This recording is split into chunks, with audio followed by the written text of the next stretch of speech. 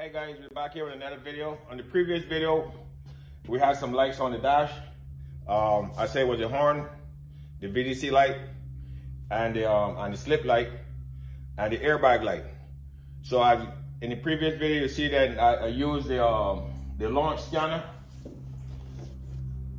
to detect where the problem was, and the cause was giving me a curtain airbag. So now, as you can see, by further investigating, this airbag is blown. So someone had pushed it back up inside, tucked it back up neat and nice. So now we have to change this curtain airbag. And when the horn wasn't blowing, it was the fuse. So we got that all squared away. With it's a number 10 fuse under the hood.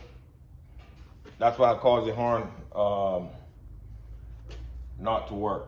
So what we'll do as we change the because it's gonna be a long process for me to change this curtain airbag. Well, actually, I kind of tucked it down and tried to take it out from here. So I don't want this video to be long and boring and drag out. So what I'll do, as you can see, show you where the problem is.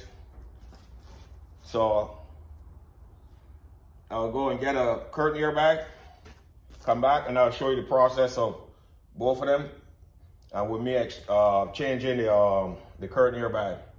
And the module, obviously then the module under the center console, I will have to change that.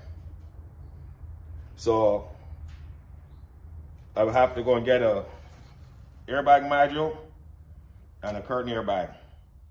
So as soon as I go to the junkyard, come back, I would upload another video showing the process of the parts and the replacing, and then getting the process with clearing the light and stuff like that. So with the VDC, as I explained in the previous video, that it could be a steering angle sensor that causing the problem. But first, you gotta make sure your wheels, your vehicle is tracking straight, that the steering is not shifted to the left and shifted to the right. You gotta make sure of that first, because that can throw your steering angle off.